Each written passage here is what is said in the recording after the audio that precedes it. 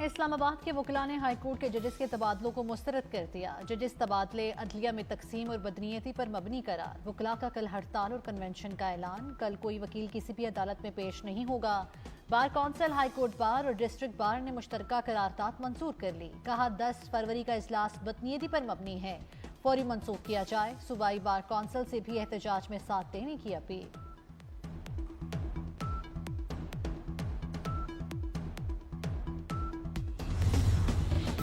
اسلام آباد high court transfer 3 ججز کل سے مقدمات کی سماعت کریں گے۔ رجسٹرار آفس نے تبادلے کے بعد آنے والے 3 ججز کے بینچ کا روسٹر جاری کر دیا۔ جسٹس سرفراز ڈوگر بینچ 2 کے رکن اور جسٹس محسن اختر کیانی بینچ 3 تیسرے نمبر کے جج ہوں گے۔ سندھ ہائی کورٹ سے آنے والے جسٹس خادم حسین سومرو سینیورٹی کے مطابق بینچ 9 کے جج ہوں گے۔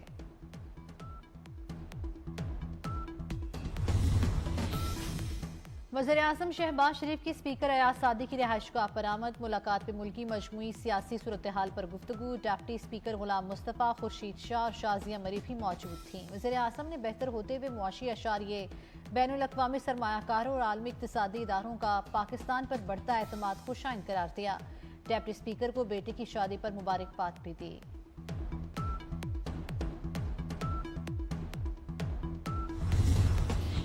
وفاقی وزیر داخلہ محسن نقوی اور اسپیکر قومی اسمبلی سردار ایاز صادق کی ملاقات۔ حکومت کے ساتھ حالیہ مذاکرات کے دوران پی ٹی آئی کے رویے پر تبادلہ خیال۔ محسن نقوی نے اپوزیشن اور حکومت کو ساتھ لے کر چلنے میں ایاز صادق کی کاوشوں کو سراہا۔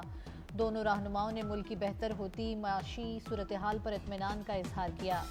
عوامی مسائل کے حل کے لیے حکومتی اقدامات پر بھی گفتگو۔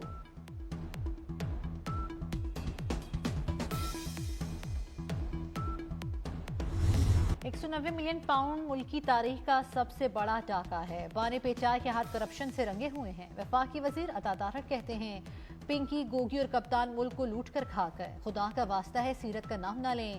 وزیر اعظم شہباز شریف نے معیشت پر بھرپور توجہ دی۔ پاکستانی معیشت دنیا کی بہترین معیشت بنے گی۔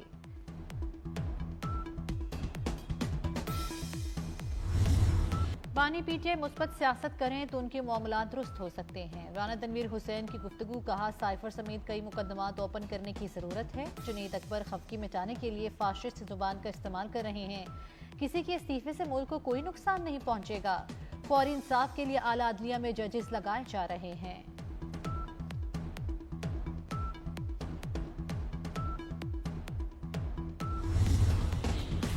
وزیر اعظم شہباز شریف کا ملک سے پولیو کے خاتمے کا عزم۔ بچوں کو قطرے پلا کر 7 روزہ قومی انسدادی پولیو مہم کا افتتاح کر دیا۔ کہا کروڑوں بچوں کو قطرے پلا کر مرض سے محفوظ کریں گے۔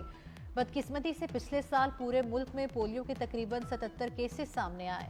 ہر قیمت پر پولیو کا پاکستان سے خاتمہ کرنا ہے۔ یہ مشترکہ کاوشوں سے ہی ممکن ہوگا۔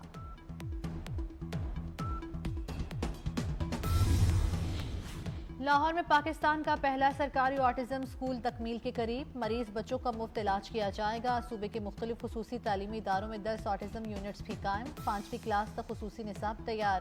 وزیر اعلیٰ پنجاب مریم نواز کے حکم پر خصوصی طلباء کے لیے 9206 معاون آلات کی فراہمی۔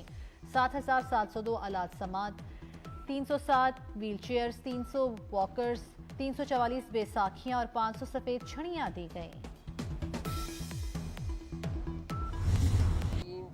ان کو پاکستان واپس لے کے آئے، یہ ایک بہت بڑا واقعہ ہے۔ اور میں سب سے زیادہ جو ڈی این ایف کا رول ہے، اس کے بعد اے ایس ایف ہے، انٹیریئر منسٹری ہے، لیکن میں سعودی حکومت کا بہت شکر گزار ہوں، بیکاز ان کے تعاون کے بغیر یہ ممکن نہیں تھا۔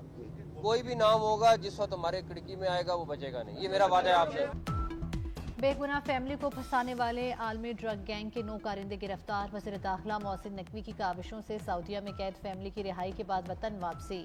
وفاقی وزیر کی لاہور میں متاثرہ خاندان کے گھر آمد۔ کہا اے این ایف کی استعداد بڑھانے کے لیے کام کر رہے ہیں۔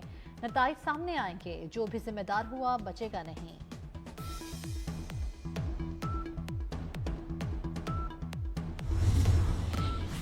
وفاقی وزیر داخلہ کی ہدایات پر کشتی حادثات میں ملوث افراد کے خلاف گھیرا تنگ۔ مراکش کشتی حادثے میں ملوث ایک اور انسانی اسمگلر منڈی بہاؤدین سے گرفتار۔ ملزم ایف آئی اے گجرات کو مطلوب تھا۔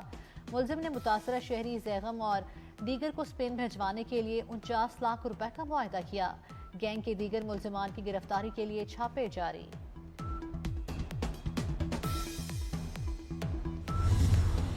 بزدار دور کا ایک اور کرپشن کیس سامنے آ گیا۔ پنجاب اسمبلی کی پبلک اکاؤنٹس کمیٹیوں میں عثمان بزدار دور حکومت کی آڈٹ رپورٹس کی چھان بین۔ ڈسٹرکٹ ہیلتھ اتھارٹی ملتان کی جانب سے مریضوں کی ادویات کے 32 کروڑ 70 لاکھ کے فنڈز غیر قانونی طور پر استعمال کرنے کا انکشاف۔ مالی سال 2020 اور 21 کی ڈسٹرکٹ ہیلتھ اتھارٹیز کی آڈٹ رپورٹس پر کارروائی کا آغاز۔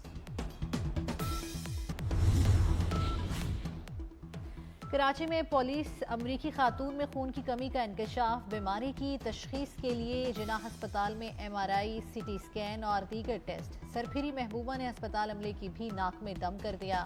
انتظامیہ سے 1 کلو مسالے دار مچھلی کی فرمائش کر دی۔ عاشق کی یاد میں 5 منٹ میں 1 کلو مچھلی ڈکار گئیں۔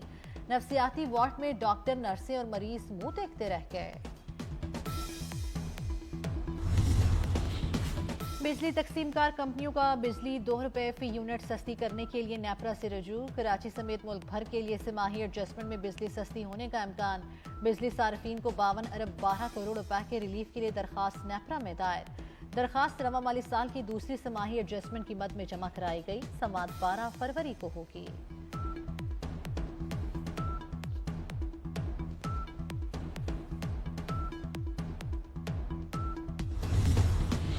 قومی ایئر لائن کا برطانیہ کے لیے فلائٹ آپریشن۔ برطانیہ نے PIA کے فضائی حفاظتی شعبوں سے متعلق آڈٹ رپورٹ جاری کر دی۔ DFT کا آڈٹ مکمل ہونے کا بھی قوی امکان۔ PIA نے لندن کے ہیتھرو ایئرپورٹ پر ٹرمینل 4 سے آپریشن کی تیاری شروع کی تھی۔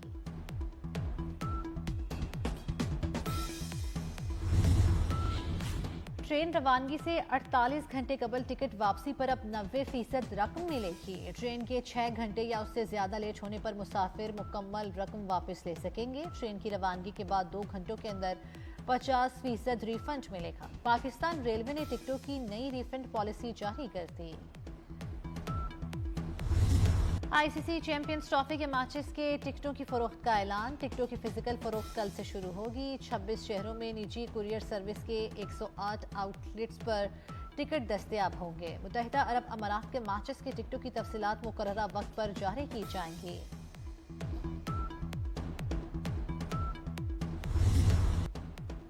سہ ملکی سیریز کی تیاریاں۔ ٹکٹوں کی فروخت 4 فروری سے شروع ہوگی۔ ٹکٹس آن لائن یا پھر فزیکل طور پر نجی کوریئر کمپنی سے خریدی جا سکیں گی۔ قومی ٹیم لاہور میں LCCA گراؤنڈ میں پرسوں ٹریننگ کرے گی۔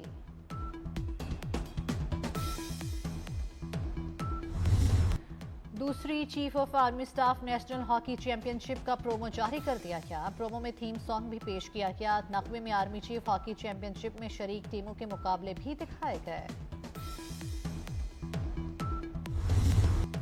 عالمی شہرت یافتہ گلوکارہ شکیرا نے زندگی کی 47 بہاریں دیکھ لی۔ کولمبین گلوکارہ نے 2010 میں فیفا ورلڈ کپ کے گانے واکا واکا سے شہرت حاصل کی۔ شکیرا کو ہالی ووڈ واک آف فیم میں بھی شامل کر لیا گیا۔